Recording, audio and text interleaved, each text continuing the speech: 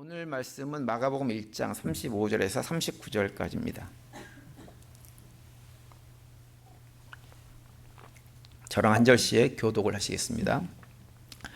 새벽 아직도 밝기 전에 예수께서 일어나 나가 한적한 곳으로 가사 거기서 기도하시더니 시몬과 및 그와 함께 있는 자들이 예수의 뒤를 따라가 만나서 이르되 모든 사람이 주를 찾나이다. 이르시되 우리가 다른 가까운 마을들로 가자. 거기서도 전도하리니 내가 이를 위하여 왔노라 하시고 39절 다 같이요. 이에 온 갈릴리에 다니시며 그들의 여러 회당에서 전도하시고 또 귀신들을 내어 쫓으시더라. 아멘. 오늘 이 말씀을 중심으로 중심을 잃지 않고 살아가려면 이라고 하는 제목을 함께 말씀을 나누려고 합니다. 성경학자 가운데 에이던 윌든 토저라고 하는 분이 계세요. 그분은 이제 굉장히 책을 많이 쓰셨어요. 우리가 책 제목을 내면 대충 아시는 분들이 있을 거예요.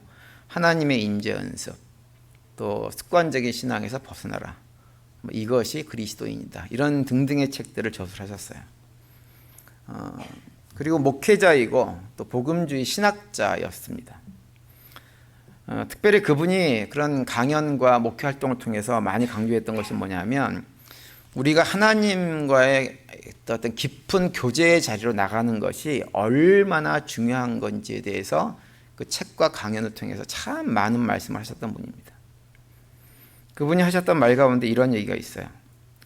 열심히 있는 그리스도인들이 범할 수 있는 가장 보편적인 과오는 하나님의 일에 너무 바빠서 하나님과의 교제를 게을리하는 것이다. 그런 사람들은 조만간 일에 대한 의욕조차 잃어버리고 시험에 들 가능성이 많다. 이렇게 얘기를 했어요. 무슨 얘기인가요? 우리가 신앙생활을 할 때 뭔가를 열심히 하는 것도 굉장히 중요한 일입니다.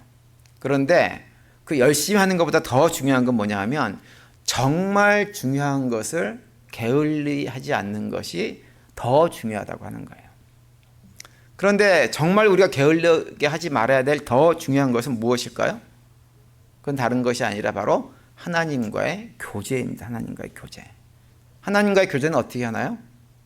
말씀을 읽고 묵상하고 기도하는 것을 통해서 하나님과 교제를 하는 거예요.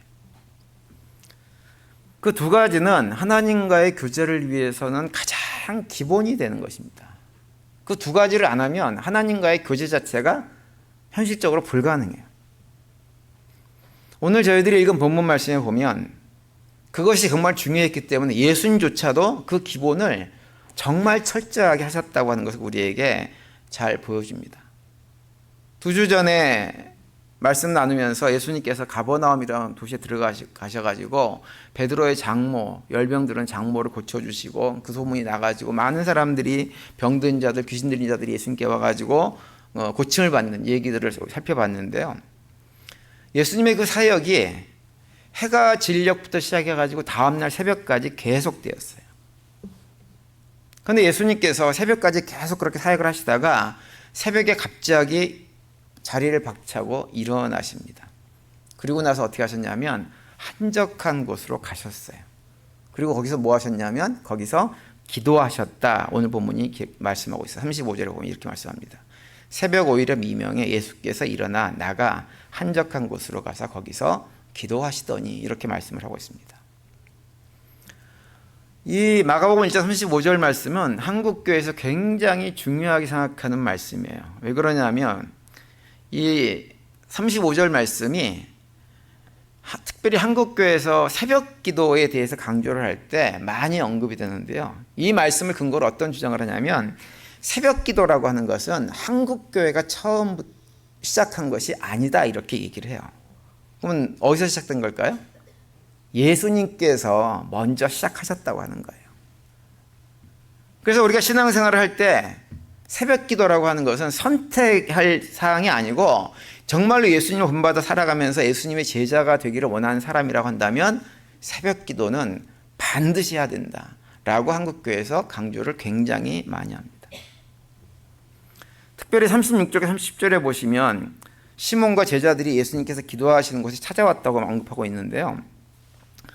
이 얘기는 어떤 걸 의미하냐면 제자들이 예수님께서 어디에서 기도하시는지를 알고 있었다고 하는 것이고, 예수님께서 제자들이 기도하는 것을 알고 있었다고 하는 것은 뭐냐면, 예수님께서 기도하는 것을 그때 한 번 하신 것이 아니라 습관처럼 한 장소에 가서 계속 하셨다고 하는 것을 우리에게 보여주고 있는 거예요. 실제로 누가복음 22장에도 보면 예수님께서 기도하시러 가실 때 습관에 따라 기도하러 가셨다 이렇게 언급을 하고 있어요. 누가복음 22장 39절과 40절 보시면, 예수께서 나가사 습관을 쫓아 감난산에 가시매 제자들 쫓았더니 그곳에 이르러 저희에게 이르시되 시험에 들지 않기를 기도하라 하시고, 이렇게 말씀합니다. 여기 보시면 습관을 쫓아라고 하는 표현이 나오죠. 그래서 이 말씀들을 근거로 해가지고 예수님께서 그렇게 정기적으로 장소를 정해놓고 습관에 따라서 새벽 기도를 열심히 하셨던 것처럼, 우리도 교회에 나와서 새벽 기도하는 거 습관처럼 만들어서 기도 열심히 해야 된다라고 강조를 많이 합니다. 특별히 오늘 본문 35절 말씀 근거로 해가지고 어떤 얘기도 하냐면, 예수님께서 밤새도록 해가 질녘부터 다음날 새벽까지 열심히 일하셨어요. 얼마나 피곤하셨겠어요. 그런데 그 피곤함을 뒤로 하고 상관하지 않고 새벽 기도를 하셨다고 하는 것을 강조를 합니다. 그래서 우리가 아무리 몸이 피곤하고 힘들어도 새벽 기도를 하지 않는 것은 핑계에 불과한 것이다 라고 얘기를 하죠. 비록 예수님이 하나님이셨지만 우리가 똑같은 육신을 입고 사셨기 때문에 예수님이라고 해서 덜 피곤한 게 아니라고 하는 것을 굉장히 강조를 많이 합니다. 그래서 예수님도 밤새도록 사역을 하시면서 피곤한 상태였지만 새벽 기도를 쉬지 않았기 때문에 우리도 새벽 기도를 몸이 피곤하다고 쉬는 것은 핑계에 불과하다, 쉴 수 없다. 그래서 건강한 신앙이라면 아무리 몸이 피곤하고 힘들어도 새벽 기도는 반드시 해야 된다, 이렇게 한국교회에서 많이 강조하고 가르치죠. 그러면서 이제 특별히 새벽 기도를 하시는 분들이 교회 또 일꾼이 돼야지 그 교회가 건강해진다, 뭐 이런 얘기도 합니다. 오늘 본문 35절 말씀을 중심으로 해가지고 새벽 기도에 대해서 이렇게 강조하는 것에 대해서 우리 교회 성도님들은 어떻게 생각을 하십니까? 동의가 되세요? 아니면 좀 목사님 억지 같은데요? 뭐 이런 생각을 혹시 하세요? 여러분, 새벽 기도에는요 꼭 그렇게 강조하지 않아도요 정말 중요한 시간입니다. 다만 이제 새벽 기도가 중요하긴 하지만, 그렇다고 해서 우리가 새벽 기도회 자체를 어떤 율법화 시켜가지고 그거를 하면 하나님 백성이고 그걸 하지 않으면 하나님 백성이 아니야 라고 얘기할 필요는 없어요. 다만 우리가 새벽 기도에 대해서 얘기를 할 때 한 가지는 기억을 하고 계셔야 돼요. 알고 계셔야 돼요. 그것은 무엇이냐면, 새벽 기도회라고 하는 시간을 통해서 우리에게 주어지는 유익, 베네핏입니다. 그걸 기억하고 계셔야 돼요. 여러분, 예수님은 어떠한 유익이 있었기 때문에 그렇게 피곤한 몸을 이끌고 새벽에 기도하는 것을 습관처럼 하셨을까요? 새벽 기도회를 정상적으로 하시는 분들이나 새벽 기도회를 하지 못하는 분들이나 우리가 늘 기억해야 될 것은, 새벽 기도회는요 우리가 믿음의 길을 갈 때나 아니면 일상적인 삶을 살 때나 우리한테 새벽 기도회 자체가 엄청난 유익을 가져다 준다고 하는 것을 잊지 말아야 됩니다. 그런데 어떤 유익을 가져다 주냐 하면, 가장 중요한 게 뭐냐 하면 우리들의 삶의 중심을 딱 잡아주는 것이 뭐냐면 새벽 기도예요. 새벽 기도회. 여러분, 예수님께서 새벽 기도회 하던 그 당시 상황을 한번 상상을 좀 해보세요. 예수님께서 베드로 장모의 집에 들어가셔가지고 베드로 장모를 고쳐진 직후에 말씀드린 대로 온 동네에 그 소문이 쫙 났어요. 병든 자들, 귀신 들린 사람들이 다 몰려와가지고 예수님한테 고쳐달라고 난리를 쳤습니다. 그리고 예수님은 그 많은 사람들을 밤새도록 고쳐주셨습니다. 그 장면을 상상을 해보세요. 성경에는 자세하게 언급되어 있지 않지만 병 고침을 받고 귀신의 얽매였다가 치유받고 회복된 사람들뿐만 아니라 그들을 데리고 온 모든 사람들 어떤 상태였겠어요? 그 모든 장면을 보면서 막 기쁘고 놀랍고 감사하고 즐겁고 환호가 터지고 막 이런 상황들 아니었겠어요? 그리고 그것을 옆에서 보는 제자들은 어땠을까요? 제자들은 그렇게 대단한 능력을 가지신 분이 바로, 야, 우리의 선생님이야, 우리가 그분의 제자야 라고 하는 자부심이 얼마나 컸겠어요. 근데 그런 분위기 속에서 계시다가 예수님께서 새벽이 되니까 어떻게 하시냐면 일어나서 한적한 곳으로 가셨어요. 그리고 기도하십니다. 예수님께서 기도하러 가신 이후에도 사람들이 여전히 계속 몰려왔던 모양입니다. 가버나움 지역뿐만 아니라 타 지역에서도 예수님께서 지난밤에 하신 소문을 듣고서는 막 병 고침을 받기 위해 사람들이 막 몰려왔어요. 그 상황에 대해서 마태복음 4장에 보면 이렇게 언급을 합니다. 4장 24절과 25절 보면 그 소문이 온 수리아에 퍼진지라 사람들이 모든 앓는 자 곧 각생병과 고통에 걸린 자 귀신 들린 자 간질하는 자 중풍병자들을 데려오니 저희를 고치시더라. 갈릴리와 데가볼리와 예루살렘과 유대와 요단강 건너편에 허다한 무리가 쫓으니라 이렇게 말씀을 합니다. 이렇게 사람들이 막 몰려오니까 제자들이 안 되겠다. 다시 예수님에게 찾아왔습니다. 기도하고 계신 예수님이 찾아와가지고 36절 30절에 보면 이렇게 기록하고 있죠. 시몬과 및 그와 함께 있는 자들이 예수의 뒤를 따라가 만나서 가로되 모든 사람이 주를 찾나이다. 이렇게 예수님한테 얘기를 해요. 많은 사람들이 또 와가지고 주님께서 치료해 주기를 원하고 지금 기다리고 있습니다.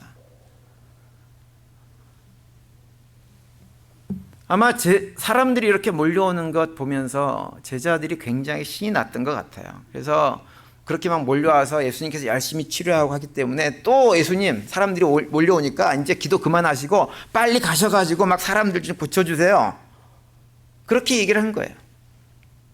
그런데 우리가 이미 읽어서 알고 있는 것처럼 예수님은 제자들의 그 요청과 달리 사람들이 기다리고 있던 그 장소로 돌아가시는 것을 거부하세요.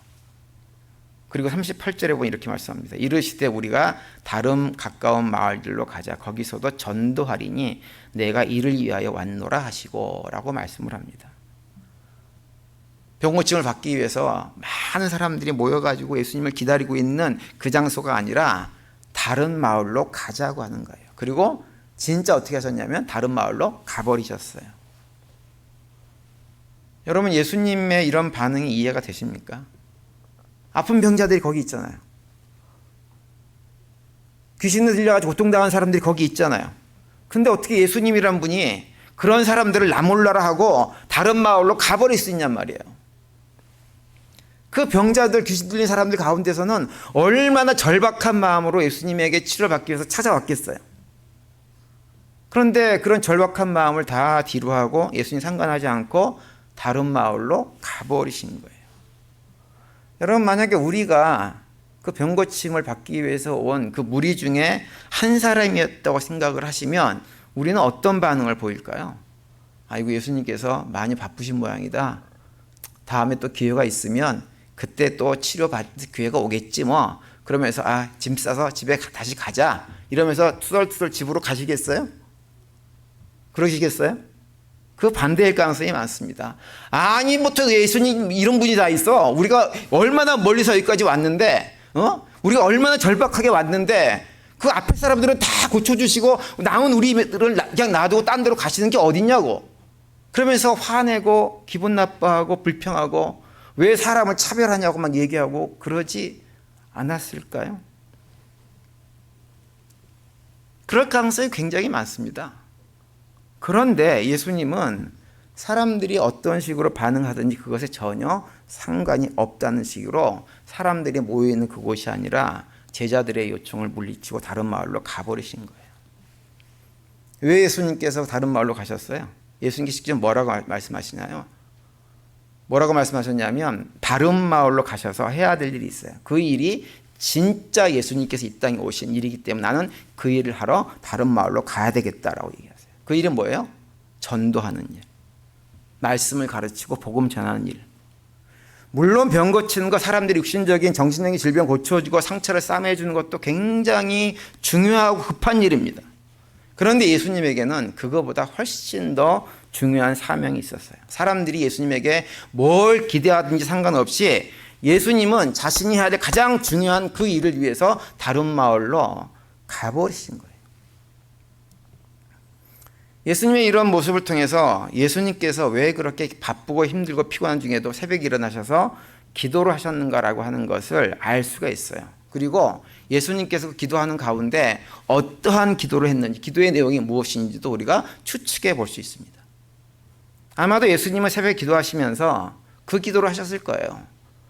하나님에게, 하나님, 내가 이렇게 바쁘고 힘들고 많이 할 일이 많이 있지만 이 가운데서도 내가 정말 해야 될, 내가 이 땅에 온 목적, 그 목적에 맞는 가장 중요한 일을 잊어버리지 않도록 나를 붙잡아 주시옵소서. 그리고 그걸 깨달아 알게 하고 그것을 붙잡게 해달라고, 그것을 재확인하고 점검하는 일을 그 새벽에 하셨을 거예요. 예수님과 마찬가지로 우리도 참 바쁜 삶을 살아갑니다. 예수님 못지않게 할 일이 정말 많습니다. 몸도 피곤하고 힘들어요. 그런데 그러다 보면 우리도 정말 중요한 것은 놓치고요, 중요하지 않는 일에 몸과 마음을 다 빼앗기고 살게 되는 일이 참 많아요. 그런데 기도 생활을 하잖아요. 기도 생활, 특별히 새벽에 기도를 하잖아요. 아침에 하루를 시작하면서 그 새벽 시간에 기도를 하잖아요. 그러면 그런 것들을 싹 정리해 줍니다. 정말 집중해야 될 것이 무엇인지, 정말 내 삶에 오늘 하루 가운데서 가장 중요한 것이 무엇인지를 분별할 수 있도록 만들어주는 시간이 기도의 시간이에요. 찰스 헬멜이라고 하는 기독교 작가가 있어요. 그분이 대학생과 청년들을 대상으로 해가지고 수많은 강연을 하셨던 작가이자 교육자입니다. 특별히 리더십에 대한 책을 많이 쓰셨고 강연을 많이 하신 분입니다. 그분이 쓴 책 가운데 하나님 앞에서의 시간 관리라고 하는 책이 있어요. 그 책에 보면 오늘 본문에 기록된 예수님의 모습을 언급하면서 이렇게 얘기합니다. 예수님께서는 바쁘셨지만 결코 조급하지 않으셨다. 그분은 아버지와 교제를 통해서 사역의 우선순위를 정했다. 이렇게 얘기를 해요. 그러면서 그분이 쓴 그 책에 보면 우리가 삶의 중심을 잃어버리지 않고 우리 삶에서 가장 중요한 것을 감당하기 위해서 기억해야 될 것 4가지를 소개해 주고 있어요. 오늘은 그 4가지에 대해서 말씀을 좀 드리려고 합니다. 첫 번째는 뭐냐 하면 우선순위를 하나님께 두라는 거예요. 그 말은 어떤 말이냐면 하나님의 일을 하는 것보다 중요한 건 뭐냐? 하나님과의 관계를 바로 세우는 것이 중요하다고 하는 거예요.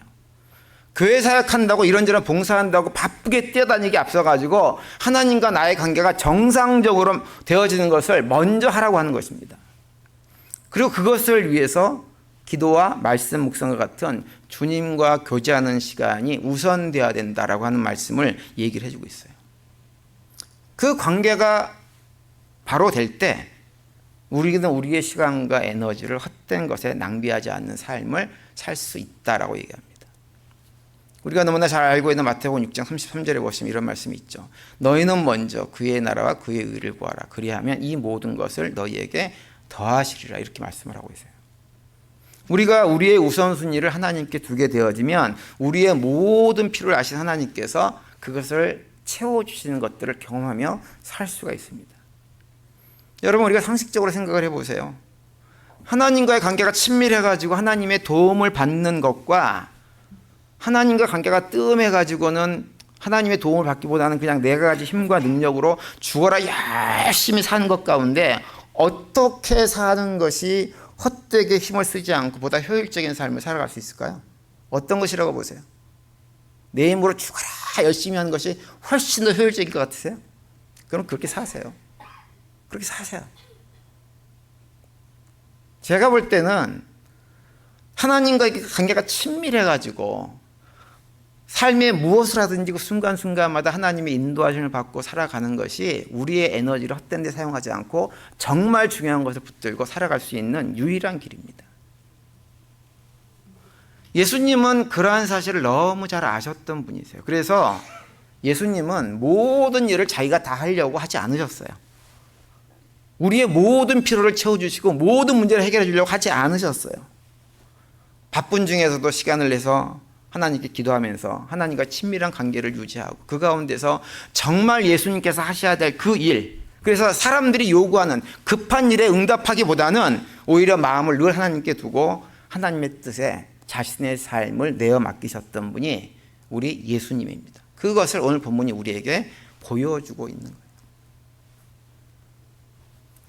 우리 성도님들이 예수님께서 그렇게 하셨던 것처럼 그런 효율적인 삶을 살 수 있게 되기를 간절히 바랍니다.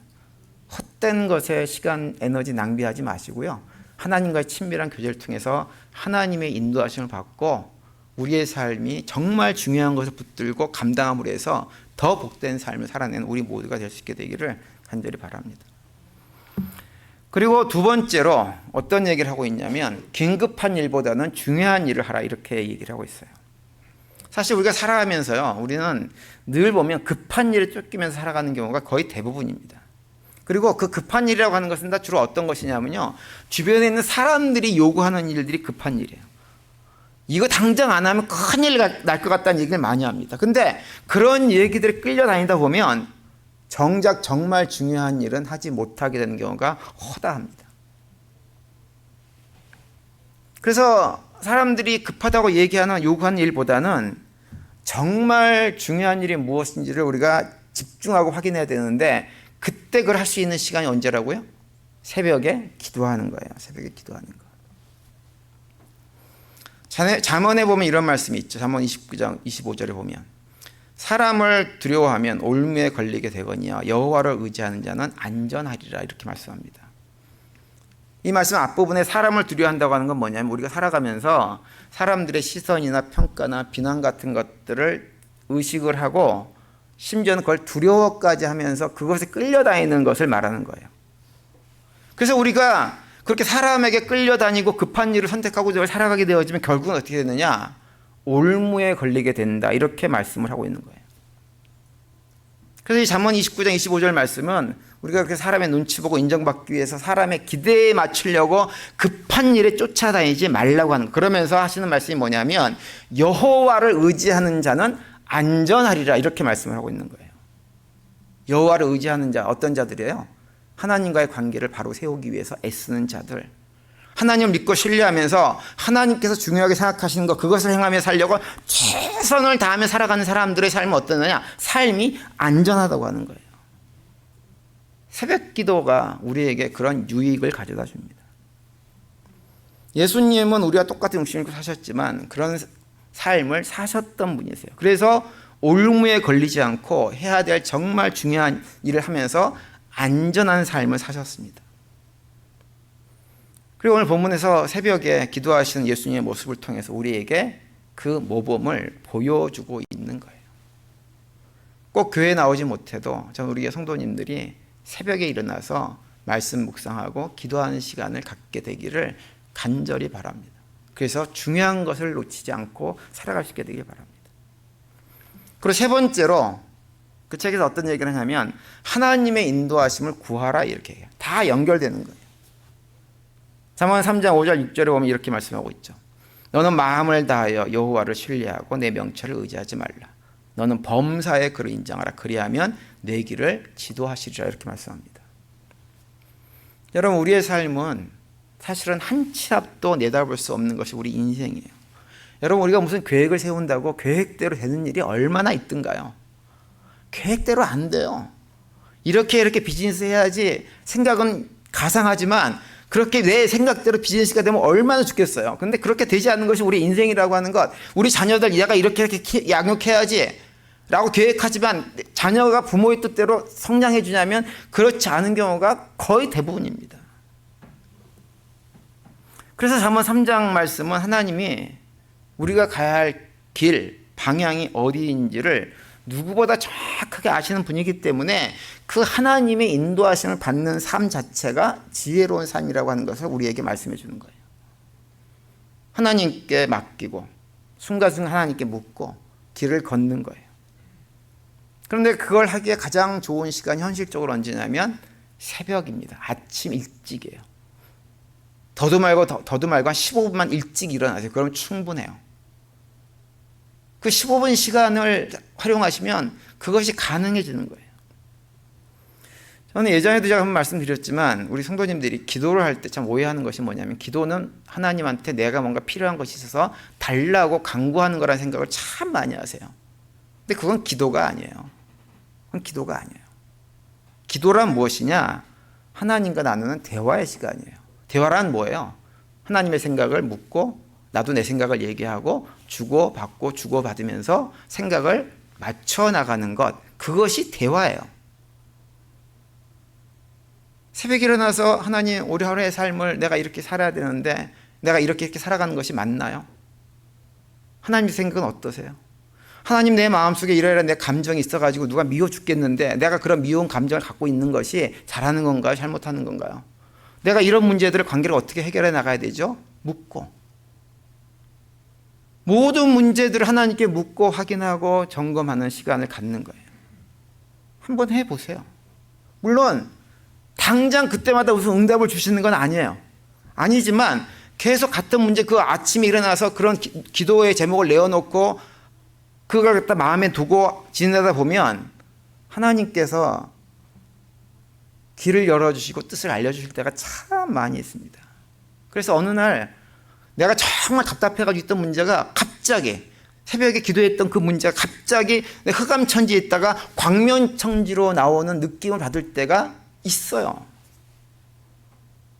그것을 경험해보지 않고 산다고 하는 것은요, 신앙생활 잘못하시는 겁니다. 그걸 경험해 봐야 돼요. 그리고 그렇게 하나님께서 알려주시는 그 길로 나아가는 순종을 해보세요. 그렇게 살아보면 무엇을 경험하냐면 하나님의 선한 인도하신 가운데 내가 하나님의 은혜의 날개 아래 머물고 있구나라고 하는 것을 체험적으로 아는 신앙의 길로 나아갈 수가 있게 되어집니다. 그러면 신앙생활이 어떨 것 같으세요? 재밌고 신나게 돼 있어요. 지루하지 않아요. 막막하지 않아요. 그런 믿음의 길을 걸어갈 수 있게 만들어주는 것은 무엇이냐? 하루의 삶을 시작할 때 다른 거 다 그만두고 하나님 말씀 잠깐 보고 하나님께 기도하는 거예요. 묻고 답하고 묻고 답하고, 계속 묻는 것도 괜찮아요. 묻고 또 물으세요. 하나님, 이건 뭐예요? 이건 어떻게 해야 돼요? 알려주세요. 그 가운데 하나님의 응답을 받는 경험들을 하는 것. 전 우리 성도님들이 그런 경험을 통해 가지고 신앙생활이 재미있어지게 되기를 정말 간절히 바랍니다. 신나게 신앙생활을 하게 되기를 정말 간절히 바랍니다. 그리고 그런 결과가 오게 되어지면 어떻게 우리가 되냐면요, 삶이요 굉장히 안식을 취하고 여유 있어집니다.